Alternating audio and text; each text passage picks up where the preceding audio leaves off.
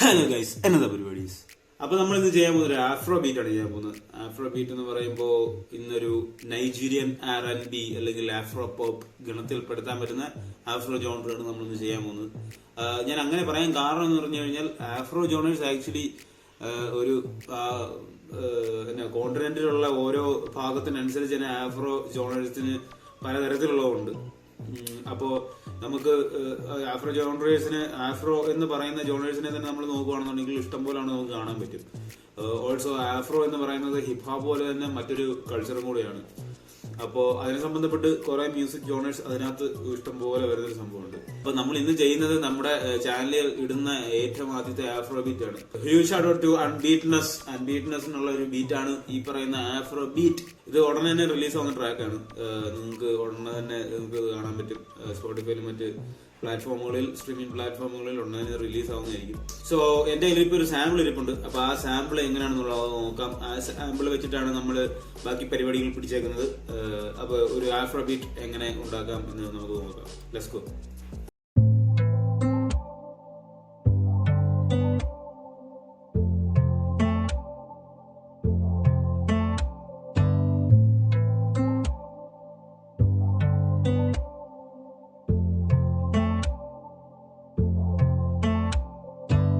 So നിങ്ങളിപ്പോ കേട്ട ഗിറ്റാറിന്റെ ഒരു സാമ്പിൾ ആണ് നമ്മുടെ കയ്യിൽ ഉണ്ടായിരുന്നത്. അപ്പോൾ നമ്മൾ കുറച്ചൊരു സെമിറ്റോൺസ് നമ്മൾ അതിന് താത്തിയിട്ടുണ്ട്. നമ്മൾ ഒറിജിനൽ ഇരുന്ന പോലെ തന്നെ അല്ല വെച്ചേക്കുന്നത്. അപ്പോൾ മൂവിങ് ആണ്, നമുക്ക് ഒരു മെലഡി ഇതിന്റെ മേളിൽ കൊടുക്കണം. അപ്പോൾ അതൊന്ന് കൊടുത്തു നോക്കാം.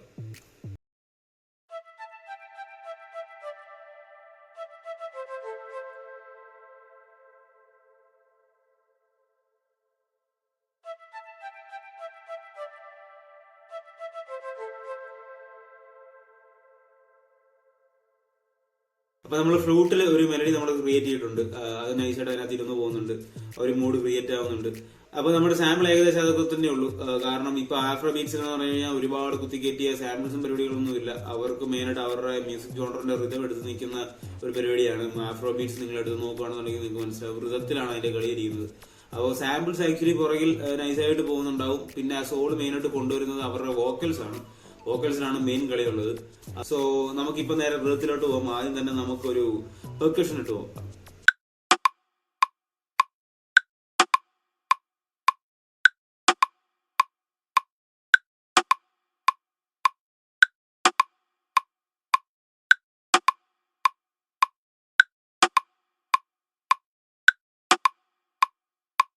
ഓക്കെ, നമ്മൾ ആദ്യത്തെ കൊടുത്തിട്ട് നമുക്ക് രണ്ടാമത്തെ കൊടുത്ത് നോക്കാം.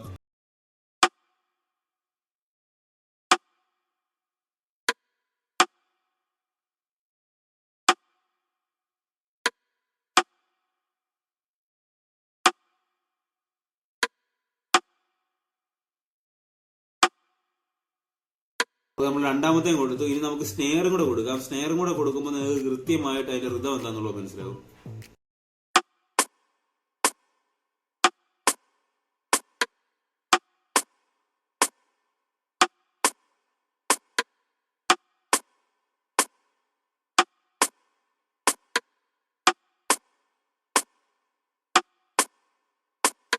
അപ്പൊ നിങ്ങൾക്ക് ഋതം ഏകദേശം നിങ്ങൾക്ക് പിടികിട്ടി കാണും. കിക്കില്ല അതിന്റെ ഋതം എന്ന് പറഞ്ഞു കഴിഞ്ഞാൽ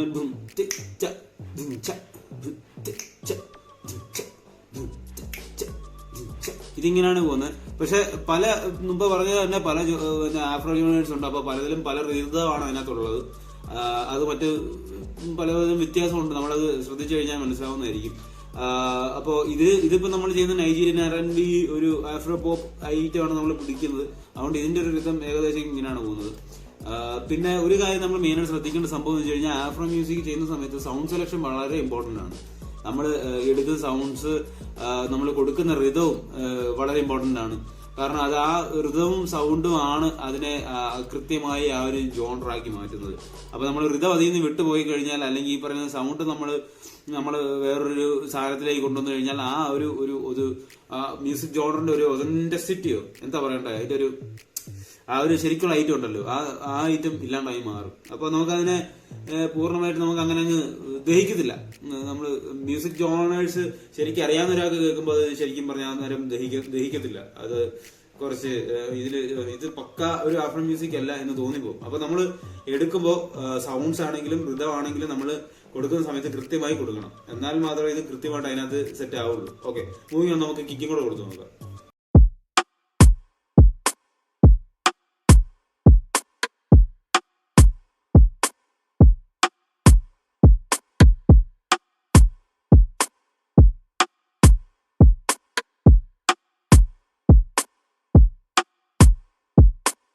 ഓ യെസ്, അപ്പൊ കിക്കും കൂടെ കൊടുത്തു കഴിയുമ്പോൾ നിങ്ങൾക്ക് കിട്ടി കാണും, കറക്റ്റ് ഇത് നിങ്ങൾക്ക് മനസ്സിലായി കാണും. ഇനി നമുക്കൊരു ബേസ് കൊടുക്കണം. അപ്പൊ നമുക്ക് ബേസ് കൊടുത്ത് നോക്കാം.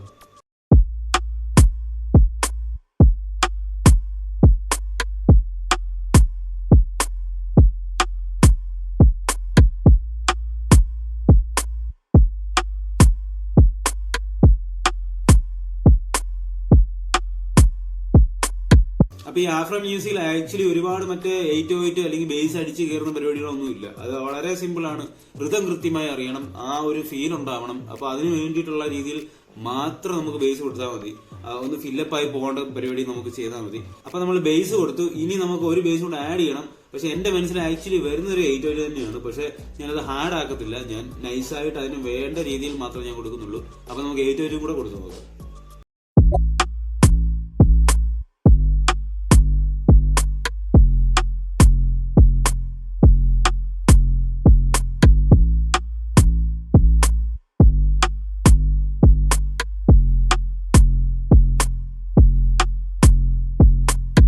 യെസ്, അപ്പൊ നമ്മൾ 808 കൊടുത്തു. അപ്പൊ ഇതിന്റെ ഫുൾ ഋതം ഇങ്ങനെ തന്നെയാണ്. നിങ്ങൾ ചെയ്തു വന്നപ്പോൾ നിങ്ങൾക്ക് കേട്ടോ മനസ്സിലായി കാണില്ല. ഫുൾ ഋതം ഇങ്ങനെയാണ്. ഒരു ഒരു ഒരു ഒരു സാധനമാണ്. ഓക്കെ, അത് ആ ഫീൽ എങ്ങനെയാണെന്നുള്ളത് എനിക്ക് പറഞ്ഞ് മനസ്സിലാക്കാൻ പറ്റില്ല. നിങ്ങൾക്ക് കേട്ട് കഴിയുമ്പോൾ നിങ്ങൾക്ക് മനസ്സിലാവുള്ളൂ ആഫ്രോന്റെ ഒരു ഫീലും അതിന്റെ ഋതവും. അപ്പോൾ നമ്മുടെ ആഫ്രോത്തിന്റെ മെയിൻ ഒരു പാർട്ട് എന്ന് പറഞ്ഞു കഴിഞ്ഞാൽ അതിന്റെ പെർക്കഷൻ പോലെ തന്നെ അതിന്റെ ഷേക്കറും കൂടെ ഉണ്ട്. അപ്പോൾ നമുക്ക് ഷേക്കറും കൂടെ കൊടുത്തു നോക്കാം.